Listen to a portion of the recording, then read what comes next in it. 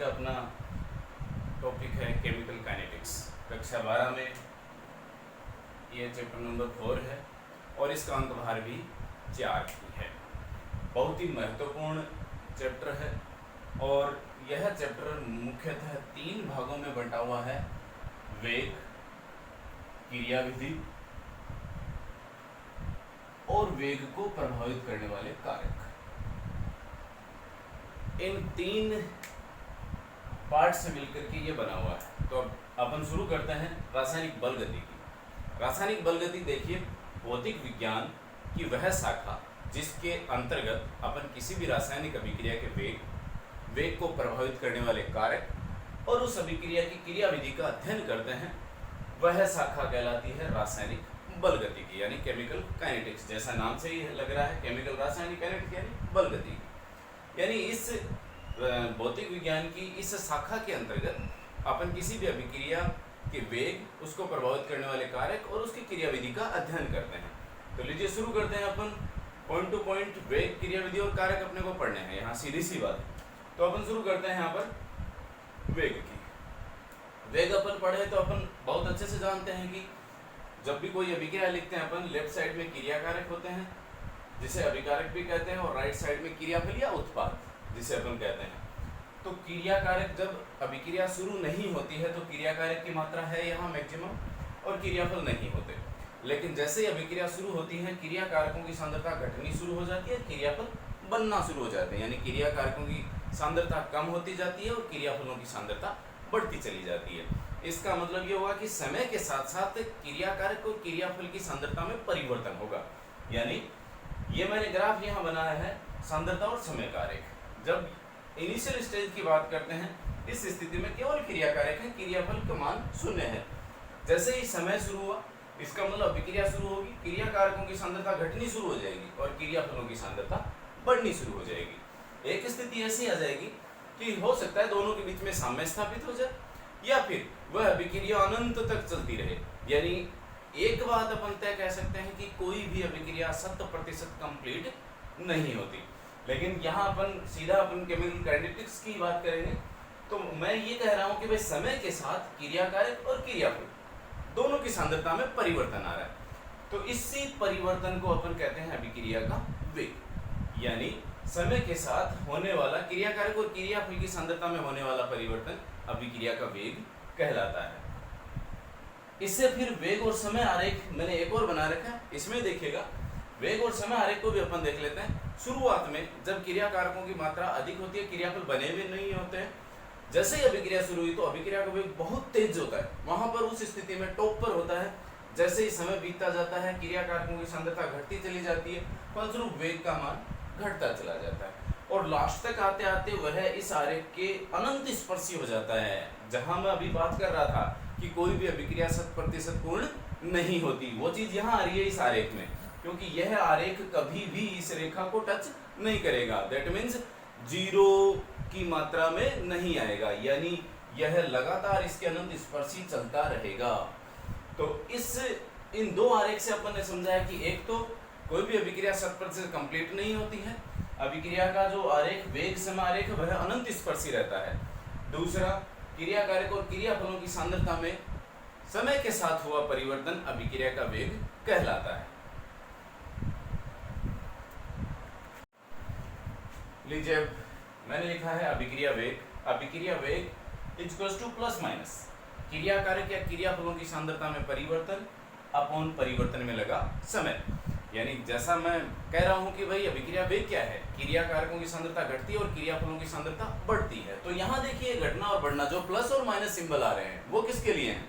Minus इसका मतलब क्रिया कारकों की सांद्रता घट रही है और प्लस मतलब क्रियाफलों की सांद्रता बढ़ रही है। यानी ज्यों-ज्यों समय गुजर रहा है, ज्यों-ज्यों समय में परिवर्तन हो रहा है, क्रिया कारकों की सांद्रता घटती चली जाती है और क्रियाफलों की सांद्रता बढ़ती चली जाती है। तो प्लस और माइनस का मतलब प्लस है यहाँ क्रियाफलों के लिए और माइनस है यहाँ क्रिया कारकों के लिए। इसी चीज को फिर मैंने यहाँ दिखाया। सपोज कीजिएगा कि T1 टाइम पे कंसंट्रेशन है C1, फिर T2 टाइम पे कंसंट्रेशन हो गई C2, तो चेंज कितना हुआ? C2 माइनस C1, सांद्रता में परिवर्तन हो गया समय में, T2 माइनस T1, ये समय में परिवर्तन हो गया।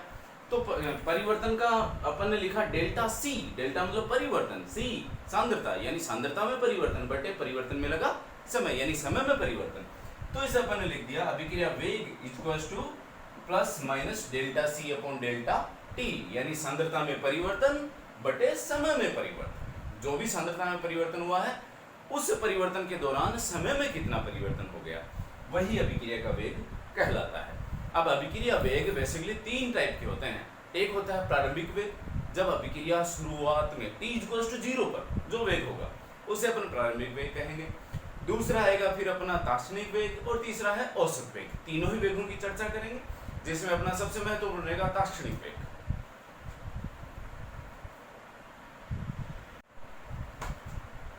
अब अपन पढ़ रहे हैं यहाँ पर अभिक्रिया का जो वेग है, जैसा अपन चर्चा कर रहे हैं कि औसत वेग, प्रारंभिक वेग और तात्क्षणिक वेग, इन तीनों को अपने को पढ़ना है। पहला अपने लिखा औसत वेग, एवरेज वेलोसिटी, जिसे अपन v बार अथवा r एवरेज के रूप में शो कर सकते हैं। ये ग्राफ अपना सांद्रता और समय का ग्राफ मैंने पहले से ड्रॉ कर दिया है। अब इस स्थिति में देखिएगा अपने को औसत वेग क्यों ले रहे हैं और लेना क्यों सार्थक नहीं है, दोनों चीजों की अपन चर्चा करेंगे। यहाँ अभिक्रिया वेग क्या है, चरघातांकी रूप से घटता है। चरघातांकी रूप से घटता है, प्रारंभ में बहुत तेजी के साथ में, प्रारंभ में मतलब बहुत तेज होता है वेग, मध्यम में, बीच में बहुत कम हो जाता है और अंत में तो यह आते आते उपेक्षणीय हो जाता है, यानी अभिक्रिया सांद्रता में परिवर्तन लगभग नगण्य हो जाता है। तो वेग क्या है, उपेक्षणीय हो जाता है। इसका मतलब अपन इसका एवरेज वेग लें तो यह एक सुसंगत बात नहीं जान पड़ती कि भाई शुरुआत में बहुत ज्यादा है और लास्ट में आते आते बहुत ही उपेक्षणीय हो जाता है। लेकिन फिर भी एक निश्चित समय अंतराल, एक निश्चित समय प्रास में जो सांद्रता में परिवर्तन हो रहा है वो अपन कैलकुलेट करके उसका औसत वेग ज्ञात कर सकते हैं। इसके लिए अपन ने क्या किया है, जैसे प्रारंभिक t1 समय पर सांद्रता c1 है और जब यह t2 समय हो गया तो इसकी सांद्रता हो गई है c2। तो यहाँ पर ये वाला मान आ जाता है डेल्टा c और ये वाला मान आ जाता है डेल्टा t। ये मान अपने बीच अपने पास आ गए हैं। तो जो एवरेज वेलोसिटी रहेगी वो सांद्रता में परिवर्तन c2 माइनस c1, समय में परिवर्तन t2 माइनस t1 यानी delta c upon delta t।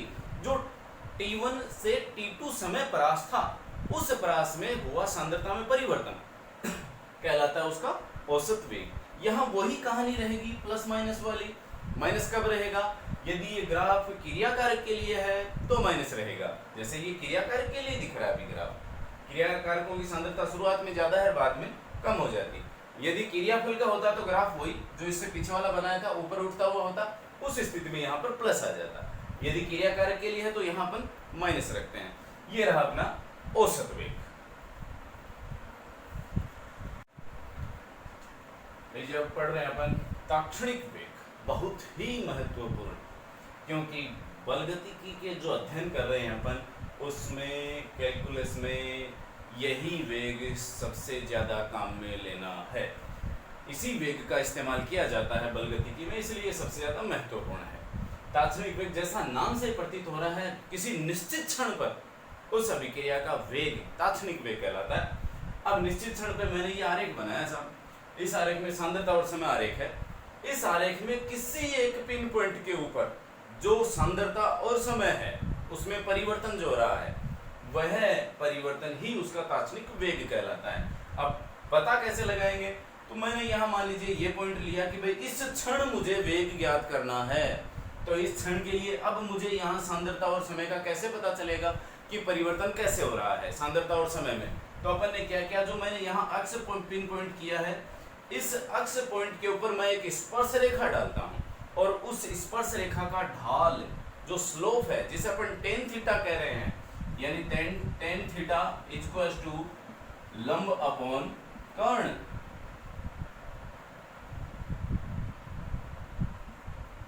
लंब अपॉन कर्ण, ये चीजें हैं, सॉरी लंब अपॉन आधार।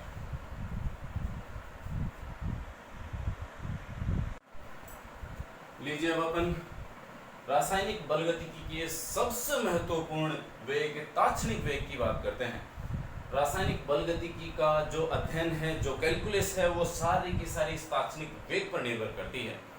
और तात्क्षणिक वेग जैसा नाम से प्रतीत हो रहा है, किसी निश्चित क्षण पर अभिक्रिया वेग जो है वह तात्क्षणिक वेग कहलाएगा, किसी निश्चित क्षण पर, पिन पॉइंट, वही बात।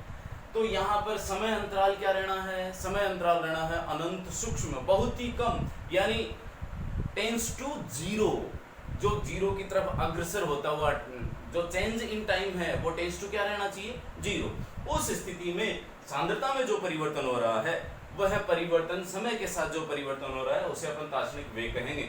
इसे इस ग्राफ के द्वारा देखते हैं अपन, सांद्रता और समय में ग्राफ ड्रॉ हुआ है। अब देखिए यहाँ पर मान लीजिए इस पॉइंट के ऊपर अपने को अभिक्रिया वेग चाहिए, तो इस पॉइंट को मैंने x से डिनोट किया है। अब अपन यहाँ पर सांद्रता और समय परिवर्तन कैलकुलेट कैसे करेंगे, क्योंकि इस बहुत ही सूक्ष्म पॉइंट है। तो यहाँ अपन क्या करते हैं, एक स्पर्श रेखा खींचते हैं, इसको छूते हुए एक स्पर्श रेखा ड्रॉ करवाते हैं। इस स्पर्श रेखा का ढाल जो है वह ढाल होता है टेन थीटा, और टेन थीटा अपन जानते हैं इक्वल टू होता है लंब बटे आधार, और लंब यहाँ पर कौन है, सांद्रता, और आधार समय। तो सांद्रता C1 C2 और समय T1 T2, इनमें जो परिवर्तन हुआ C2 - C1 T2 - T1, ये हो गया, यानी वो वेग वाली कंडीशन आ गई है। सांद्रता में परिवर्तन, परिवर्तन में लगा समय, लेकिन यहाँ अपने को एक लिमिट लगानी पड़ेगी और वो लिमिट क्या रहेगी, change in time tends to zero, यानी यहाँ फिर मैंने नया समीकरण लिख दिया इसका, तात्क्षणिक वेग v equals to plus minus delta c upon delta t, और सांद्रता में परिवर्तन बटे परिवर्तन में लगा समय, और यहाँ लिमिट लगाई मैंने delta t tends to zero. इस कंडीशन में अनंत सूक्ष्म परिवर्तन हुआ।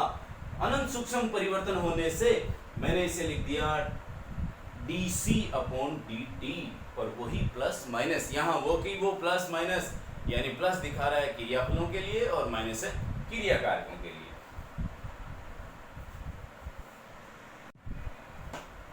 लीजिए अब देखते हैं अपन अभिक्रिया वेग और स्टोइकियोमीतीय संबंध। देखिए स्टोइकियोमीति से अपना मतलब है जो भी रासायनिक अभिक्रिया लिख रहे हैं उसका संतुलित समीकरण।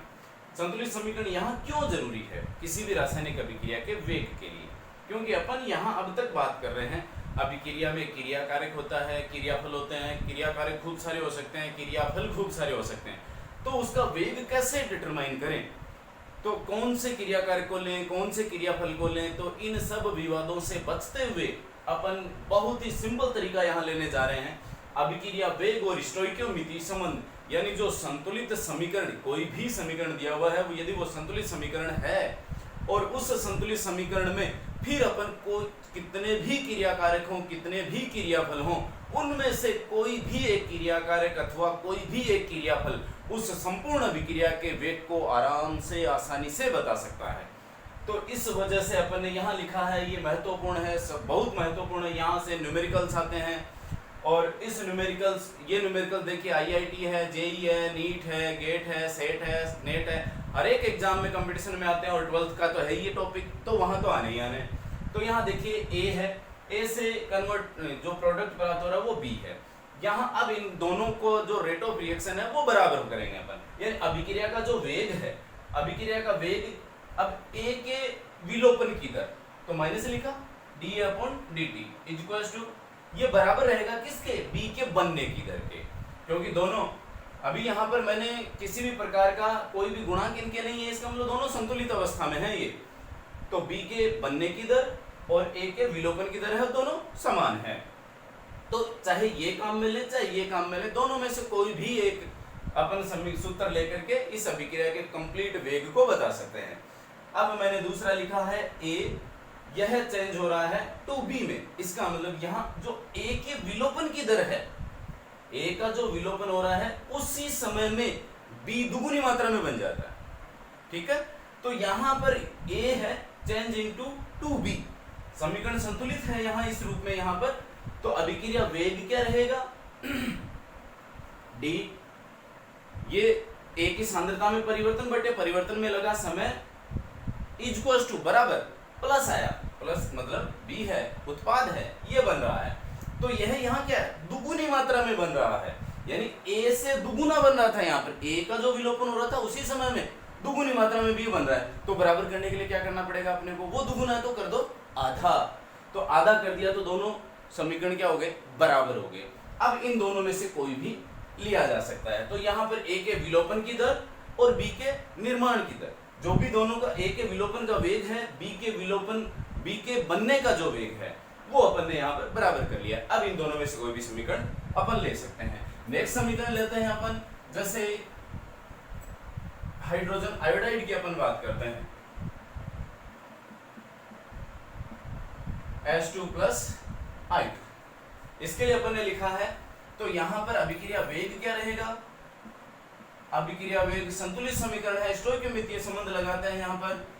इसके विलोपन की दर तो माइनस, ठीक है, यहाँ दोनों के एक एक मोल है, इसका डबल मोल है, इसका मतलब इनके एक एक मोल बनने के लिए इसके कितने मोल टूटने पड़ेंगे, 2। तो बराबर करने के लिए क्या चाहिए, आप हाफ करना पड़ेगा अपने को। तो D HI/dt equals to plus D H2 hydrogen की सांद्रता अपॉन dt बराबर प्लस डी I2 की सांद्रता अपॉन dt। अब इन तीनों में से कोई भी एक सूत्र है, वह इस कंप्लीट अभिक्रिया के वेग को बताने में सक्षम है। ठीक इसी प्रकार से अब आपके लिए एक क्वेश्चन दिया जा रहा है यहाँ पर, N2H2 2NH3। हालांकि ये इसी चैप्टर में फिर आएगा, अपन इसको फिर ट्राई करेंगे इसको। अभी आपके लिए ये है, इसका आपको यही अभिक्रिया वेग स्टोइकियोमेट्रिक संबंध निकालना है, तो फटाफट कीजिए आप इसे। लीजिए, उसी पर आधारित मैंने एक प्रश्न आपके सामने रखा है। कोई अभिक्रिया है A+B, ये चेंज हो रही है 2C में। इसके लिए A के विलुप्त होने की दर दी गई है 10⁻³ mole litre inverse second inverse, ये पाई गई है। तो यहाँ अपने को चेक, भाई A की वैल्यू दी गई है, B की वैल्यू अपन ज्ञात करेंगे और C के लिए मान ज्ञात करेंगे, भाई B के विलोपन की दर क्या रहेगी और C के बनने की दर क्या रहेगी। तो ये दो क्वेश्चन है अपने पास, B के विलोपन की दर और C के बनने की दर बताइए। तो अपन बिना किसी इनको क्वेश्चन को देखे हुए अपन तो सीधा यहाँ लिखते हैं। पहले तो इसका स्टोइकियोमेट्रिक रिलेशन रखते हैं। स्टोइकियोमेट्रिक ये क्रिया कारक है -ΔA/ΔT ΔB/ΔT इक्वल्स टू, ये सारे बराबर हो गए, ये 1/2 वही रिलेशन रखा अपन ने, ΔC/ΔT। अब इसकी वैल्यू दी गई है, ये वैल्यू गिवन है अपने पास 10⁻³ mole litre inverse second inverse. तो ये वैल्यू तो दी गई है यहाँ पर, तो 10⁻³ ये फिक्स रहेगा, ये बराबर किसके, इसके। तो B की तो वैल्यू सीधी सीधी आएगी, B के विलोपन की दर, देखिए दोनों को ले लिया, इक्वल कर लिया अपन ने, ΔA/ΔB इक्वल्स टू -ΔB/ΔT। इसका मान दिया हुआ है 10⁻³ दिया हुआ मान है, तो इसकी वैल्यू कितनी रहेगी, इतनी की इतनी, यानी जितना विलोपन में टाइम A के लिए लगता है उतना ही B के लिए लगेगा। अब C के बनने की दर क्या रहेगी, तो अब B को हटा दीजिए, अब रिलेशन किसका साथ कर देते हैं, A का C के साथ कर देते हैं, यानी A की वैल्यू दी हुई है अपने पास। हालांकि अब तो अपन ने B भी निकाल लिया, तो B भी इक्वल कर सकते हैं। तो A बराबर क्या हो गया, C। तो यहाँ पर ΔA/ΔT बराबर हाफ कर दिया इसका, देखिए रिलेशन यही है इसमें, हाफ ΔC/ΔT। इसका मान पता अपने को 10⁻³ हाफ ΔC/ΔT, हाफ ऊपर गया तो मल्टीप्लाई हो गया, तो आंसर आ गया इसका ΔC का, यानी A से जस्ट डबल हो गई, 2 × 10⁻³ तो इस प्रकार से दिए गए क्वेश्चन अपन आराम से हल कर पाते हैं। जितना भी जो भी अपने को इक्वेशन दी जाती है उसे स्टोइकियोमेट्रिक के रूप में लें, स्टोइकियोमेट्रिक के रूप में लेकर के सबको इक्वल के रूप में ले लें। फिर किसी भी एक की वैल्यू दी जाती है उसके अनुसार दूसरों को बराबर करते हुए अज्ञात का मान ज्ञात कर लिया जाता है।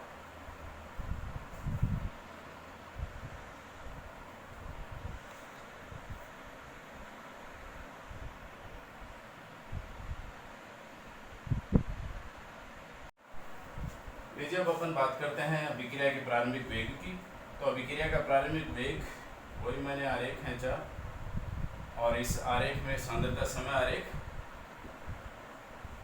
और इस सांद्रता समय आरेख में t बराबर 0 पर, यानी यहाँ इस स्थिति में एक स्पर्श रेखा खींचें और इस स्पर्श रेखा का जो ढाल है, जो स्लोप है, जो ढाल है वही tan थीटा, और इस tan थीटा के मान के आधार पर यहाँ से आ जाता है परिवर्तन सांद्रता में और यहाँ से परिवर्तन आ जाता है समय में ΔT। तो सांद्रता और समय में परिवर्तन का अनुपात निकाल करके अपन प्रारंभिक वेग ज्ञात कर लेते हैं। जब है अभिक्रिया वेग और वेग स्थिरांक, तो देखिए 11th क्लास में अपन ने पढ़ा है द्रव्य अनुपाती क्रिया नियम, गुलबर्ग-वागे का नियम अपन ने 11th क्लास में ही पढ़ा था। इस नियमानुसार क्या होता है, निश्चित ताप पर किसी अभिक्रिया का वेग उस अभिक्रिया में भाग लेने वाले क्रिया कारकों के सक्रिय द्रव्यमान के सांद्रता के गुणनफल के समानुपाती होता है। यानी किसी भी, जैसे सिंपल वे में अपन सीधी सीधी भाषा की बात करें तो किसी भी रासायनिक अभिक्रिया का वेग निश्चित ताप पर उस अभिक्रिया में भाग लेने वाले क्रिया कारकों की सांद्रता के गुणनफल के समानुपाती होता है। जैसे इसे समझिएगा, यहाँ से A प्लस बी उत्पाद बना रहे हैं, यहाँ अब अपन उत्पाद को छोड़ ही देते हैं, उत्पाद से अपने को मतलब नहीं है, अपन ने सीधा फोकस किया है क्रिया कारक के ऊपर। अपने क्रिया कारक हैं A और B, तो अभिक्रिया वेग किसके समानुपाती रहेगा, क्रिया कारकों, ये क्रिया कारक हैं, और जो बड़ा कोष्टक दिख रहा है इसका मतलब है सांद्रता। तो यहाँ क्रिया कारक की सांद्रता के गुणनफल दोनों मल्टीप्लाई हो रहे हैं, तो यहाँ अभिक्रिया वेग किसके समानुपाती है, क्रिया कारकों की सांद्रता के गुणनफल के समानुपाती होता है। ऐसा ही अपन ने दूसरा लिया, Na प्लस Nb, ये दो क्रिया कारक हैं, उत्पाद बन रहा है, तो यहाँ पर A के जो गुणांक है वो N है और B का जो गुणांक है वो M है। तो अभिक्रिया वेग किसके समानुपाती रहेगा, A की सांद्रता, इसका गुणांक N पावर पे गया, B की सांद्रता, इसका गुणांक M पावर पे गया, तो दोनों मल्टीप्लाई हो गए, सांद्रताओं का गुणनफल हो गया, ये इसके समानुपाती हो गया। जब भी अपन किसी समानुपाती स्थिरांक समानुपाती को हटाते हैं तो उसकी जगह पर एक स्थिरांक लिखते हैं, यहाँ स्थिरांक लिखा अपन ने K, तो अब अपना नया सूत्र हो गया अभिक्रिया वेग बराबर K A की पावर N B की पावर M। यह समीकरण कहलाता है अवकलज वेग समीकरण, और अभिक्रिया वेग को अपन लिख सकते हैं dx/dt, क्योंकि अपन ने पीछे पढ़ा तात्क्षणिक वेग।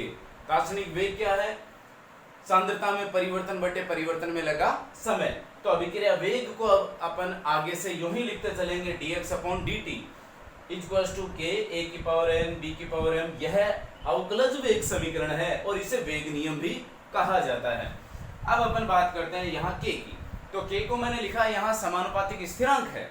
अब इस दूसरा देखिए, इसे विशिष्ट अभिक्रिया वेग में कैसे कन्वर्ट करने वाला। यदि जितने भी क्रिया कारक अपन ने लिए हैं उनकी सांद्रता यदि इकाई कर दी जाए, यूनिट कर दी जाए, A की सांद्रता इकाई, B की सांद्रता इकाई, तो dx/dt बराबर क्या हो गया, K। यानी यहाँ पर अभिक्रिया वेग dx/dt इक्वल्स टू क्या रह रहा है, K।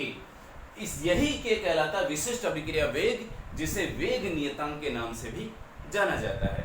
इस विशिष्ट अभिक्रिया वेग या वेग नियतांक की जो मात्रक हैं वो अभिक्रिया की कोटि पर निर्भर करता है। तो इसके आगे अपन पहले इनके मात्रकों की बात करते हैं, मात्रकों के बाद अपन चलेंगे सीधा कोटि पर। कोटि और अणुसंख्या बहुत ही महत्वपूर्ण दो टॉपिक हैं, तो बढ़ते हैं आगे। जब है वेग नियतांक की इकाइयां या मात्रक कैसे ज्ञात करते हैं, बहुत ही महत्वपूर्ण, बहुत ज्यादा महत्वपूर्ण है ये टॉपिक। ये मैंने कोई एग्जांपल लिखा है कि भाई किसी भी रासायनिक अभिक्रिया के लिए उसके जो वेग नियतांक है उसकी इकाई या कोटि कैसे कैलकुलेट करेंगे। मैंने कहा कि इकाई या कोटि है वह अभिक्रिया, इकाई जो है वह अभिक्रिया की कोटि पे डिपेंड करेगी। तो कोटि क्या होती है उसकी चर्चा भी अपन करेंगे आगे। पहले अभी फिलहाल देखते हैं कि कैसे इसका मात्रक निकालेंगे। जैसे A B B C C ये कोई अभिक्रिया है, उत्पाद प्राप्त हो रहा है, तो अपने द्रव्य अनुपाती क्रिया नियम से अभिक्रिया वेग लगाया अपने dx/dt बराबर K, क्रिया कारक की सांद्रता A B और C, तीनों क्रिया कारक हो गए। अब अपन ने इन्हें, चूंकि अपने ये क्या है सांद्रता, A की सांद्रता, ये B की सांद्रता, ये C की सांद्रता, तो तीनों को अपन ने लिख दिया। dx क्या है सांद्रता और dt क्या है समय, तो अपन ने हिंदी में लिखा इसको dx सांद्रता और dt समय। K है सांद्रता, A की सांद्रता, सांद्रता लिख दिया, इसके पावर A, B की सांद्रता पावर B और C की सांद्रता पावर C। आधार समान हो तो घातें जुड़ जाती हैं, अपन बहुत अच्छे से जानते हैं। तो सबका आधार क्या है, सांद्रता है, तो सांद्रता अपन ने लिखा K सांद्रता, आधार समान है तो इसकी घातें जुड़ गई, A plus B plus C। ये A plus B plus C ही क्या है, अभिक्रिया की कोटि होगी यहाँ पर, जिसे मैंने यहाँ अभी N से डिनोट किया है, और इधर सांद्रता बटे समय। अब K का मान अपन निकालें तो K बराबर क्या रहेगा, ये सांद्रता इधर शिफ्ट हो जाएगी तो सांद्रता अपॉन सांद्रता, और यहाँ A B C की जगह मैंने लिख दिया N और नीचे समय है। अब यहाँ पर देखते हैं सांद्रता अपॉन सांद्रता, तो सांद्रता के नीचे सांद्रता, फलस्वरूप ऊपर गया तो माइनस में, तो सांद्रता दोनों आधार समान हो गए, तो सांद्रता यहाँ पावर 1 है ही सबतई, तो 1 माइनस n, नीचे वाला ऊपर गया तो माइनस हो गया, n समय माइनस में।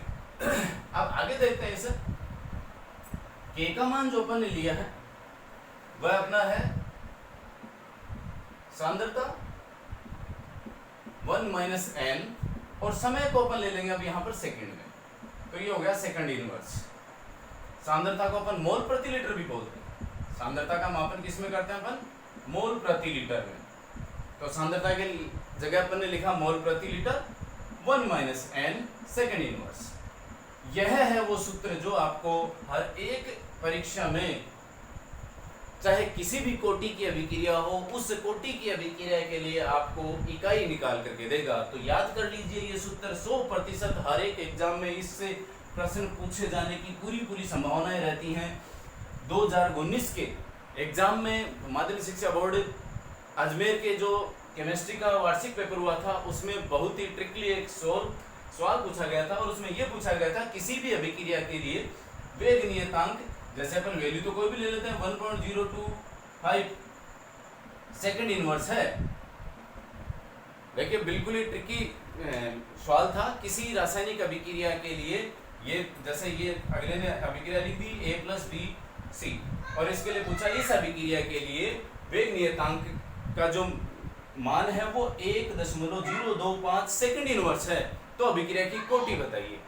अब बच्चे क्या करने लग जाते हैं, इसका वही डाटा निकालने लग जाते हैं, तो इतना ज्यादा जाने की जरूरत ही नहीं है। अपने सीधा देखा सेकंड इनवर्स, सेकंड इनवर्स में ही इसका उत्तर छिपा हुआ था, क्योंकि सेकंड इनवर्स किसका है, प्रथम कोटि अभिक्रिया का वेग नियतांक होता है। तो वेग नियतांक का जो मात्रक है वही बता देगा कि कोटि कौन सी तरफ है। तो यहाँ पर अपन इसको थोड़ा सा आगे और बढ़ा लेते हैं। अब देख लीजिए, पहले लेते हैं अपन शून्य कोटि अभिक्रिया। शून्य कोटि अभिक्रिया के लिए n की जगह क्या रखेंगे, शून्य, n की जगह शून्य रखते इसका मान हो गया 1, तो k का मान क्या हो जाएगा, k का मान हो जाएगा मोल प्रति लीटर प्रति सेकंड या सेकंड इनवर्स, यानी अपन यूं लिख सकते हैं mole litre inverse second inverse, ये हो गया। यदि अपन प्रथम कोटि अभिक्रिया की बात करें तो प्रथम कोटि के लिए क्या रहेगा, n बराबर 1 हो जाएगा, तो 1, ये 1 माइनस 1, तो क्या हो गया शून्य। अब किसी भी संख्या के ऊपर घात शून्य हो तो मान कितना हो जाता है, 1 हो जाता है। मोल बटे लीटर का मान कितना हो गया, इसके ऊपर घात 0 आते ही 1 हो गया, तो ये वैल्यू तो 1 होगी, ये क्या बच गया फिर अगला सेकंड इनवर्स। तो जैसा मैं थोड़ी देर पहले कह रहा था कि सेकंड इनवर्स आया था मात्रक, इसका मतलब वह कौन सी अभिक्रिया थी, प्रथम कोटि की अभिक्रिया थी। इसी प्रकार से द्वितीय कोटि की अभिक्रिया के लिए अपन लिखें तो द्वितीय कोटि के लिए n बराबर क्या रह जाएगा, 2, तो जैसे यहाँ पर 2 आएगा 1 माइनस 2, तो कितना बचा -1 बचेगा, तो अपन क्या लिखेंगे, मोल -1, और लीटर पे -1 जो नीचे था वो ऊपर आ गया, तो क्या रहेगा, लीटर है, लीटर प्लस हो गया, और सेकंड इनवर्स, तो अब प्लस वाला पहले ले लेते हैं, तो लीटर, मोल इनवर्स और सेकंड इनवर्स। इस प्रकार से किसी भी कोटि की चाहे अभिक्रिया हो उसके लिए k का मात्रक आराम से आसानी से निकाल सकते हैं। अब अपन बहुत ही महत्वपूर्ण टॉपिक कोटि और अनुसंख्यता के लिए एक बार फिर से देखते हैं इसको। तो यहाँ देखिएगा, अपन बात कर रहे थे अभिक्रिया की कोटि, जिसे अपन ने जस्ट इससे पहले वाले में अपन ने लिखा था n। अभिक्रिया की कोटि क्या होती है, तो यहाँ है कि वेग निर्धारक पद में जो भी कोई भी अभिक्रिया है, उस अभिक्रिया के पद अनेक हो सकते हैं।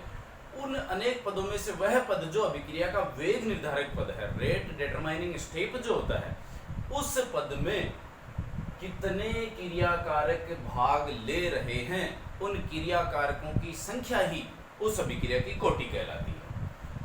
दूसरी अणुसंख्यता। अणुसंख्यता में हमें ये मतलब नहीं है कि कौन सा वेग निर्धारक पद है, कौन सा नहीं है। हम देखते हैं केवल अभिक्रिया में कौन कितने अणु, परमाणु अथवा आयन भाग ले रहे हैं। तो यहाँ देखिएगा 2 पद हैं, दोनों 2 नाम है, कोटि और अणुसंख्यता। बिल्कुल कंफ्यूज नहीं होना है। कोटि क्या है, अभिक्रिया के वेग निर्धारक पद में, अभिक्रिया के वेग निर्धारक पद में भाग लेने वाले क्रियाकारक अथवा परमाणुओं की संख्या है वो अभिक्रिया की कोटि कहलाती है। और अणु संख्यता कुल अणु काउंट करने हैं, यानी जो अपने को दिख रहा है वो अणु संख्यता है। कोटि अपन देख करके नहीं बता सकते। जैसे मैंने एक एग्जांपल लिखा है यहाँ पर, H2Cl2 प्रकाश या HNO की उपस्थिति में रिएक्शन हो रही है जल की सतह के ऊपर और 2HCl बन रहा है। तो यहाँ पर देखिएगा, यहाँ H2 और Cl2 कितने अणु हैं? 2। तो अभिक्रिया में भाग लेने वाले अणुओं की संख्या होगी 2, इसका मतलब अणु संख्यता तो होगी इसकी 2। और कोटि क्या होगी ये इसको देख करके नहीं बता सकते, इसे प्रैक्टिकली चेक करना पड़ेगा। और प्रैक्टिकली जब अपन चेक करते हैं तो उसमें अपन ये पाते हैं कि अभिक्रिया का वेग ना हाइड्रोजन पर निर्भर कर रहा है और ना ही क्लोरीन अणुओं की संख्या पर निर्भर कर रहा है। ये अभिक्रिया का वेग इन पे निर्भर ही नहीं कर रहा, ये तो प्रकाश HNO वगैरह पे निर्भर कर रहा है। इसका मतलब वेग निर्धारक पद में ये है ही नहीं, डिसाइडिंग तो ये है, तो ये तो है ही नहीं। तो इसकी कोटि क्या हो गई फिर? कोई क्रिया कारक पे निर्भर ही नहीं कर रहा, तो कोटि तो होगी इसकी 0। और अणु संख्यता कितनी होगी इसकी? 2। तो इस प्रकार से अपन देखेंगे कोटि क्या है? वेग निर्धारक पद में अणु परमाणु अथवा आयनों की संख्या, और अणु संख्यता है कुल अणु परमाणु अथवा आयनों की संख्या जो उस अभिक्रिया में भाग ले रहे हैं। पहला अंतर ये रहा कोटि और अणु संख्यता में। दूसरा अंतर लेते हैं, क्योंकि मैं कह रहा हूं कि देख करके अपन नहीं बता सकते कि कोटि कौन सी है, उसे प्रैक्टिकली चेक करना पड़ता है। इसका मतलब ये क्या है? एक प्रायोगिक मान है। कोटि एक प्रायोगिक मान है और अणु संख्यता देख करके बिल्कुल बता पाते हैं, तो यह एक सैद्धांतिक मान है। यानी अणु संख्यता सैद्धांतिक मान है और कोटि प्रायोगिक मान है। और तीसरा और महत्वपूर्ण, कोटि क्या है? 0 हो सकती है, मतलब डिपेंड ही नहीं कर रहा किसी क्रिया कारक पे। जैसे अभी H2Cl2 का अपन ने एग्जांपल लिखा, इसका मतलब इसकी कोटि क्या होगी? 0। तो 0 हो सकती है, पूर्णांक हो सकता है 1 2 3 हो सकते हैं, प्राकृत संख्याएं हो सकती हैं। इसके अलावा भिन्नात्मक भी हो सकता है। हो सकता है किसी क्रिया कारक का 1/2 भाग, 3/2 भाग, ये इस प्रकार से भाग ले रहे हों उसमें। तो कोटि है 0, पूर्णांक अथवा भिन्नात्मक हो सकती है। लेकिन अणु संख्यता क्या होगी? वो तो अणुओं की संख्या है, इसका मतलब केवल प्राकृत संख्या होगी। यानी 1 2 3 ये हो सकती हैं, लेकिन ना कभी 0 होगी, ना ही कभी पूर्णांक, ना ही कभी भिन्नात्मक होगी, पूर्णांक होगी। चौथा, यह जो कोटि है वो प्राथमिक और जटिल अभिक्रियाओं पर लागू होती है, लेकिन अणु संख्यता केवल प्राथमिक पे लागू होती है। जटिल अभिक्रियाओं में इसका अणु संख्यता का कोई मतलब ही नहीं है। तो बहुत ही महत्वपूर्ण अंतर मैं आपको पढ़ा रहा हूँ यहाँ पर कोटि और अणु संख्यता में। एक बार पुनः फटाफट समराइज करवा देता हूँ। कोटि क्या है? कोटि यहाँ पर वेग निर्धारक पद में भाग लेने वाले क्रिया कारक अथवा परमाणुओं की संख्या। अणु संख्यता क्या है? अणु संख्यता अभिक्रिया में भाग लेने वाले कुल परमाणुओं की संख्या। कोटि प्रायोगिक मान है, अणु संख्यता सैद्धांतिक मान है। इसका मान 0, पूर्णांक, भिन्नात्मक हो सकता है, जबकि अणु संख्यता 1 2 3 4 5 आगे तक। और चौथा, प्राथमिक और द्वितीयक अभिक्रियाओं हेतु कोटि सार्थक है, लेकिन अणु संख्यता केवल प्राथमिक हेतु सार्थक है। तो लीजिए अब अपन बात करते हैं छद्म कोटि अभिक्रिया की। तो देखिए, छद्म कोटि अभिक्रिया से पहले अपन ने पढ़ा है कोटि और अणु संख्यता। अब यहाँ देखिए, मैक्सिमम अभिक्रियाएं ऐसी हैं कि उनकी कोटि और अणु संख्यता लगभग क्या, कोटि और अणु संख्यता बराबर होती है। लेकिन बहुत सारी अभिक्रियाएं ऐसी भी देखने को मिलती हैं कि उनमें कोटि और अणु संख्यता का मान बराबर नहीं होता है, वो भिन्न भिन्न होता है। ऐसी अभिक्रियाएं छद्म कोटि अभिक्रियाएं, छद्म का मतलब छलावा, इसका मतलब अपने को देखने पे जैसे अपन अणु संख्यता आइडेंटिफाई कर लेते हैं, इसकी अणु संख्यता 2 लग रही है तो अपन सोचते हैं कोटि भी इसकी 2 ही होगी, तो अपने को भ्रम हो सकता है, छल सकती है ये अभिक्रिया। तो इस वजह से अपन इसको कहते हैं छद्म कोटि अभिक्रियाएं, यानी वे अभिक्रियाएं जिनकी कोटि और अणु संख्यता का मान अलग अलग होता है। यहाँ पर अपन देख पाते हैं कि यहाँ अणु संख्यता इसकी कितनी है? 2 है, लेकिन कोटि 0 है। इसकी बात करें अपन तो यहाँ पर देखिएगा, ये एस्टर है, एस्टर का अम्लीय जलावघटन करवा रहे हैं, यह प्रथम कोटि अभिक्रिया है, प्रथम कोटि अभिक्रिया, लेकिन अणु संख्यता कितनी है इसकी? 2। ऐसा ही यहाँ पर आप देखिए 2N2O5, बहुत ही महत्वपूर्ण एग्जाम्पल है ये 2N2O5। यहाँ अपने को देखने पे पता चल रहा है कि अणु संख्यता कितने अणु भाग ले रहे हैं? 2 है, तो अणु संख्यता होगी इसकी 2, लेकिन कोटि इसकी 1 है। क्यों है? उसका एक्सप्लेनेशन नीचे दिया गया है। क्या है? इसके 2 मोल कार्य करते हैं, 2 अणु इसमें भाग लेते हैं। पहला अणु क्या है? N2O5 है, N2O3 और O2 में डिकम्पोज होता है। यह है रेट डिटरमाइनिंग स्टेप है, मंद पद है। इसका मतलब अभिक्रिया का वेग किस पे डिपेंड करेगा? इसी पर। और इसमें कितने क्रिया कारक हैं, अणु हैं? 1 है तो कोटि कितनी रहेगी इसकी? 1 रहेगी। यह N2O3 फिर वापस डिकम्पोज होता है NO और NO2 में, ये फर्स्ट रिएक्शन है। फिर अगली वापस अगेन फर्स्ट, अब दूसरा अणु यहाँ पर काम में आता है N2O5 प्लस NO3NO2, टोटल अपन कैलकुलेट करें तो वो ये वाली रिएक्शन अपने पास प्राप्त हो जाती है।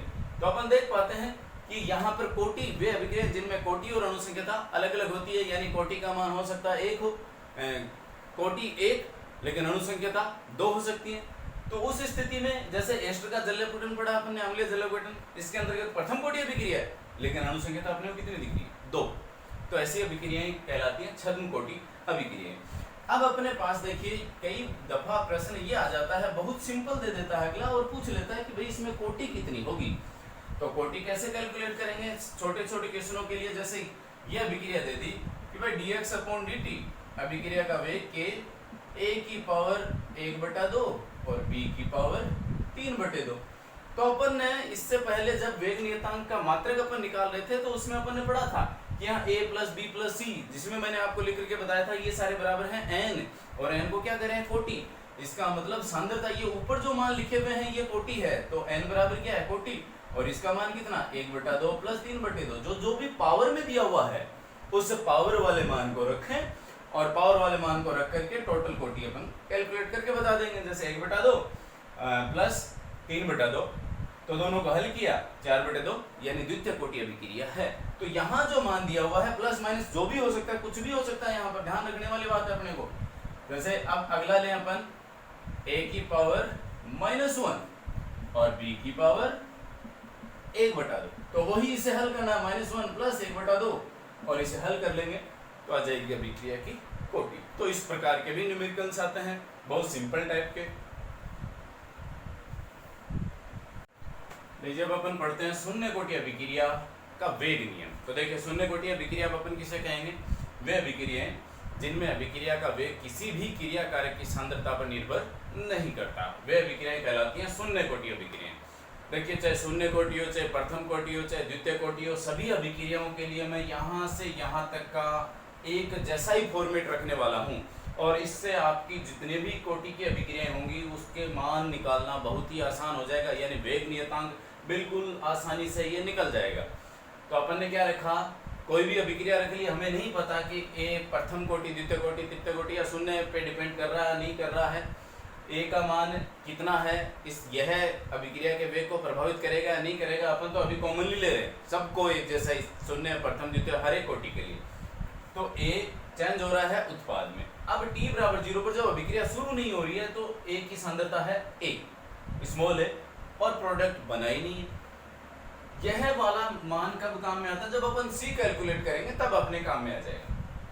फिर t समय पर, यानी जब अभिक्रिया शुरू हो गई है, कुछ समय बीत गया है, तो अक्स उत्पाद प्राप्त हो गया है, इसका मतलब अक्स का मान a से कम हो गया, तो कितना? a माइनस अक्स। तो क्रिया कारक तो बचा हुआ है इतना, a माइनस अक्स बचा हुआ है, और क्रियाफल है अक्स। अब अपन लिखें अभिक्रिया वेग, वही द्रव्यानुपाती क्रिया नियम से dx/dt समानुपाती क्रिया कारक की सांद्रता, ये क्रिया कारक है, और इसके ऊपर पावर है। अब यहाँ अपन कोटि का मान रखेंगे, यहाँ शून्य कोटि में बता रहा हूँ तो शून्य कोटि में 0, प्रथम कोटि में 1, द्वितीय कोटि में 2, तो ये वाला मान कहाँ? यहाँ रखना है, यानी यहाँ से यहाँ तक सारा मामला हर कोटि के लिए इक्वल रखना, अपने को समान रखना है, ताकि आगे की वैल्यू बहुत ही आसानी से आप समझ जाओगे। अब अपन चलते हैं इसके आगे, समानुपातिक स्थिरांक लगाते हैं अपन। तो dx/dt बराबर k, समानुपाती को हटाया तो समानुपाती स्थिरांक लगाया अपन ने k, a माइनस अक्स की पावर 0, और किसी की भी पावर 0 होने पर उसका मान हो जाता है 1, तो इसका मान हो गया अपना 1, तो यह 1 k से मल्टीप्लाई हुआ k, तो dx/dt बराबर हो गया k। अवकलज समीकरण अपने पास प्राप्त हो गया नंबर 1। अब इसे पक्षांतरित करवाते हैं dt को, तो dx बराबर k डॉट dt अवकलज समीकरण है, इसे समाकलित करते हैं, मान ज्ञात करते हैं, तो समाकलन dx बराबर k, स्थिरांक है बाहर कर दिया, स्थिरांक है तो इसे बाहर ले लेते हैं, इसका समाकलन होना ही नहीं है, वो का वही रहना है, समाकलन dt, और समाकलन जब इसका करते हैं dx का समाकलन अक्स k, dt का समाकलन t, और प्लस c है समाकलन स्थिरांक, यानी c को माना है, c को क्या कहा गया है? समाकलन स्थिरांक। सी का मान ज्ञात करने के लिए मैं थोड़ी देर पहले कह रहा था, सी का मान ज्ञात करने के लिए अपन प्रारंभिक अवस्था में आएंगे जब t बराबर 0 है तो x बराबर क्या आएगा 0। तो जब t बराबर 0 यहाँ पर इस स्थिति में तो ये 0 हो गया, तो ये टोटल मान 0 हो गया, तो x बराबर भी यहाँ क्या है 0, यानी ये वाली कंडीशन c के लिए। तो ये दोनों मान बराबर हो गए, तो c बराबर क्या हो गया 0। अब c बराबर 0 हो गया तो इसका मान क्या हो गया, c का मान यहाँ 0 हो गया, तो क्या बचा अपने पास x बराबर k डॉट t। यह समीकरण हो गया अपना नंबर 2। इस समीकरण की सहायता से अपन ग्राफिकल प्रेजेंटेशन इसका बहुत आराम से कर पाते हैं और k की वैल्यू अपन यहाँ से निकाल लेंगे। यहाँ देखिए k बराबर हो गया x upon t। k x क्या है, सांद्रता वही मोल प्रति लीटर और t समय सेकंड में। तो जब भी अपन इसका मान निकालेंगे तो अपने पास शून्य कोटि अभिक्रिया की इकाई आ जाएगी जो अपन ने पहले निकाल रखी है। अब इसका ग्राफिकल प्रेजेंटेशन करते हैं। ग्राफिकल प्रेजेंटेशन वही अपना y बराबर mx प्लस माइनस c से। तो यहाँ देखते हैं अपन y तो ये है ही x है, mx प्लस माइनस c है नहीं, तो ग्राफ किसके रूप में रहेगा, y बराबर mx वाला ग्राफ होगा। y है, y x पे x रहेगा, x है t और स्लोप m जो ढाल है वो है k। तो ये रखा अपन ने yx है, yx के ऊपर अपन रख देते हैं सांद्रता x और x के ऊपर रख देते हैं अपन t। ये yx के ऊपर रखा x के ऊपर रखा अपन ने t, यानी परिवर्तनशील राशि x और t थी और स्लोप है नहीं, अंतःखंड नहीं होगा तो शून्य से उठाएंगे इसे यहाँ से। और इसका जो ढाल है जिसे अपन m कह रहे हैं, स्लोप जो है यह किसके मान को प्रदर्शित करेगा, k के मान को प्रदर्शित करता है। तो इस प्रकार से शून्य कोटि अभिक्रिया हेतु अपन वेग नियतांक का मान ज्ञात कर सकते हैं। अब लेते हैं अपन शून्य कोटि अभिक्रिया के लिए अर्धायु काल की गणना कैसे करते हैं। पहले अपन समझते हैं अर्धायु काल किसे कहते हैं। तो अर्धायु काल से मेरा तात्पर्य है किसी भी अभिक्रिया में क्रिया कारकों के आधा अपघटित होने में, यानी जो जितने भी क्रिया कारक लिए हैं उन्हें आधा उत्पाद में बदल जाने में जितना समय लगता है वही समय कहलाता है उसका अर्धायु काल। तो अर्धायु काल में जैसे यहाँ पर अपना ये प्रथम शून्य कोटि अभिक्रिया के लिए वेग नियतांक का समीकरण था k बराबर x अपॉन t। तो यहाँ पर t तो क्या रहेगा t हाफ और x क्या उत्पाद की मात्रा, ये कितना रहेगा, यानी जो क्रिया कारक लिया था वो आधा हो गया।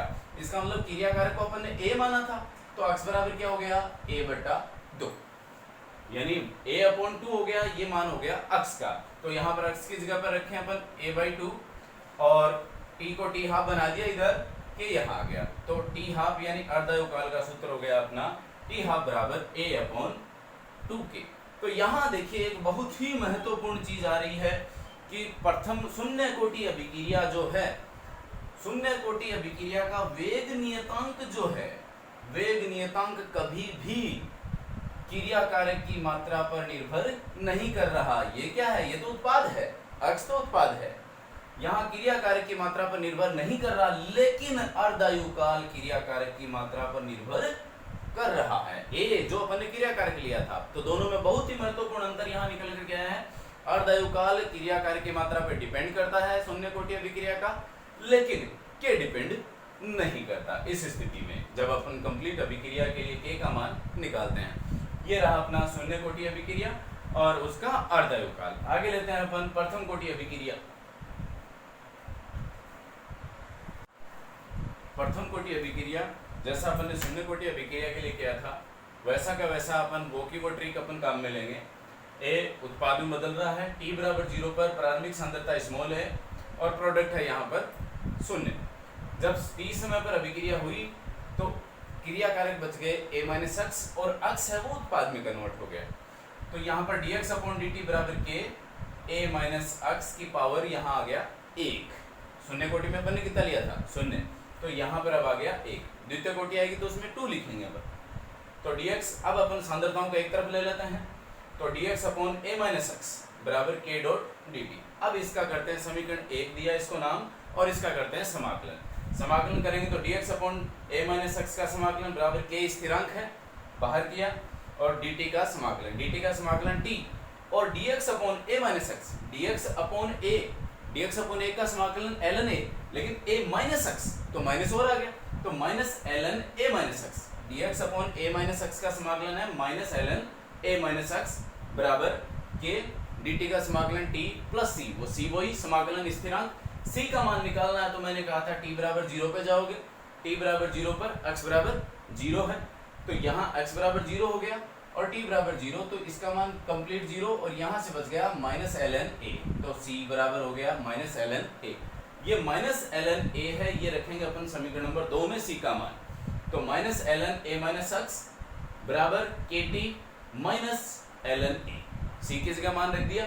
अब इधर ले आते हैं अपन, ln को एक तरफ करते हैं तो उधर माइनस है तो इधर प्लस हो गया, तो ln a minus ln a minus x बराबर kt। अब अपन ने लॉग के रूप में पढ़ा इनको, ln a अपॉन b का मान क्या रहता है, ln a अपॉन b का मान होता है ln a minus ln b, तो इसे इस रूप में अपन ने लिख लिया ln a upon a minus x, ये वाला मान मैंने इससे लिखा है, तो ln a upon a minus x बराबर kt। अब ln का जो बेस होता है वो e होता है, इसे log में कन्वर्ट करें तो ln और log में ये रिलेशन होता है, ln e बराबर होता है 2.303 log का बेस 10, ये वाला रिलेशन होता है, तो ln की जगह पर अपन रख देंगे log वाला मान, यानी तात्पर्य अपन ने kt इधर ले लिया और ln की जगह अपन ने लिखा 2.303 log यहाँ बेस अब 10 वाला आ गया और a upon a minus x, t को पक्षांतर करवाया तो k का मान आ गया अपने पास 2.303 बटे t log a upon a minus x। बहुत बहुत महत्वपूर्ण है ये, हर प्रकार के न्यूमेरिकल जो प्रथम कोटि अभिक्रिया वाले होंगे वो अपन इसी से शुरू करने वाले हैं, तो आगे की जो अगली स्लाइड में अपन चेक करने वाले हैं, नेक्स्ट इसका अर्ध अभिक्रिया काल अपन लेते हैं और उसके बाद इनके न्यूमेरिकल लेते हैं। ये लेते हैं अपन अब अर्धायु काल प्रथम कोटि अभिक्रिया का हाफ लाइफ पीरियड अर्धायु काल,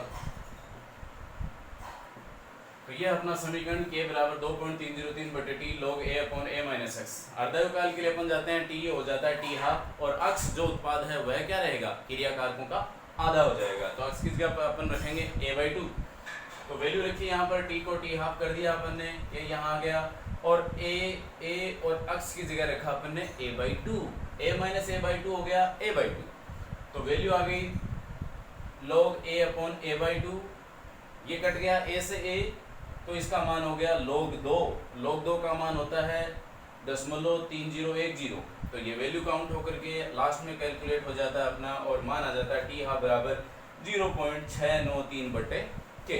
ध्यान रहे हाफ लाइफ पीरियड भी विशेष रहेगा, अर्धायु काल भी। अब अर्धायु काल से प्रथम कोटि अभिक्रिया के अर्धायु काल से अपने को एक चीज देखने को मिल रही है कि यहाँ पर और प्रथम कोटि अभिक्रिया का अर्धायु काल क्रिया कारक की मात्रा पर निर्भर नहीं करता, जैसा कि शून्य कोटि अभिक्रिया का क्रिया का अर्धायु काल निर्भर कर रहा था, वैसा अर्धायु काल प्रथम कोटि अभिक्रिया का अर्धायु काल निर्भर नहीं करेगा। आगे लेते हैं अपन की प्रथम कोटि अभिक्रिया के इस सूत्र से अब अपन आरेख खींचते हैं प्रथम कोटि अभिक्रिया हेतु। लीजिए प्रथम कोटि अभिक्रिया के इस समीकरण को अपन रीअरेंज करते हैं, log a upon a minus x left side में लेकर के equals to kt upon 2.303 rearrange कर लिया, log a minus log a minus x बराबर आगे वाला मान kt अपॉन 2.303 पक्षांतरित करवाया, log a राइट साइड में लेके गए तो यहाँ प्लस है तो इधर आके माइनस हो गया, ये माइनस का माइनस है, आगे अपन निशान चेंज कर देते हैं तो ये प्लस हो गया तो ये माइनस हो गया और ये प्लस हो गया, सबके सिंबल चेंज हो गए। सिंबल चेंज होने के पश्चात अब इसे अरेंज करते हैं y बराबर mx प्लस माइनस c के रूप में, तो ये y हो गया, ये अक्ष हो गया t अक्ष है, ये m हो गया mx प्लस माइनस c, तो c भी आ गया इस बार और c है प्लस में। अब यहाँ y के ऊपर लिखते हैं अपन log a upon a minus अक्ष, y के ऊपर ये लिखा बराबर m स्लोप का मान ये रहेगा अपना, t है ये रहा ये t और प्लस मतलब ऊपर की तरफ रखेंगे c और ये ग्राफ आएगा माइनस में, माइनस का मतलब ढाल नेगेटिव में है, ढाल नेगेटिव में है तो इसकी वैल्यू ऊपर से नीचे, पॉजिटिव होती तो नीचे से ऊपर की तरफ लेके जाते, और ये जो स्लोप है इसका मान है माइनस के अपॉन 2.303, यहाँ जो माइनस स्लोप नेगेटिव में तो यह मान जो आ रहा है ये अपॉन 2.303, ये है इसका स्लोप का मान। तो एक तो आरेख हुआ इसका प्रथम कोटि अभिक्रिया का, ये बिल्कुल ध्यान से y = mx ± c के हिसाब से अपन ग्राफ खींचते हैं हमेशा, उसी के तर्ज पर मैंने ये ग्राफ खींचा है। और जो इसका अंतःखंड है बीच का, ये अंतःखंड है, अंतःखंड log a, इसका मान कितना रहेगा, जिसे अपन c बोल रहे हैं, इसका मान हो गया log a, ये वाला मान अपन ने रख दिया यहाँ पर। इसके अतिरिक्त अपन डायरेक्ट इससे भी ग्राफ खींच सकते हैं, और इसका ग्राफ कैसा रहता है फटाफट देख लेते हैं। इसका ग्राफ रहेगा ये तो रहेगा y, और ये पूरा हो गया m, और ये हो गया x, मतलब इसमें c नहीं है। तो ग्राफ खींचते हैं अपन फटाफट। y पे y अक्ष पे आ गया log a/a-x, और x अक्ष पे आ गया है अपना समय t, और c है नहीं तो शून्य से शुरू करेंगे यहाँ पर, और स्लोप पॉजिटिव में है तो ऊपर की तरफ उठाते हुए, और ये स्लोप का मान k/2.303। तो इस प्रकार से यह प्रथम कोटि अभिक्रिया का द्वितीय आरेख अपन ने खींच लिया है। तो आज अपन लोगों ने पढ़ा है केमिकल काइनेटिक्स का आधा पोर्शन, अपन ने लगभग आधा पोर्शन पढ़ लिया है। अपन ने रासायनिक अभिक्रिया का वेग, कोटि और अणु संख्यता पढ़ी है। कल का अपना टॉपिक रहेगा यहाँ पर रासायनिक अभिक्रिया के वेग को प्रभावित करने वाले कारक और क्रिया विधि को लेकर दिए गए विभिन्न प्रकार के सिद्धांत, और साथ ही साथ प्रथम कोटि अभिक्रिया, शून्य कोटि अभिक्रिया से संबंधित जितने भी न्यूमेरिकल्स अपने बनते हैं विभिन्न प्रकार की प्रतियोगी परीक्षाओं में, उन सभी का अपन विस्तृत अध्ययन करेंगे। तब तक के लिए जय हिंद, जय भारत।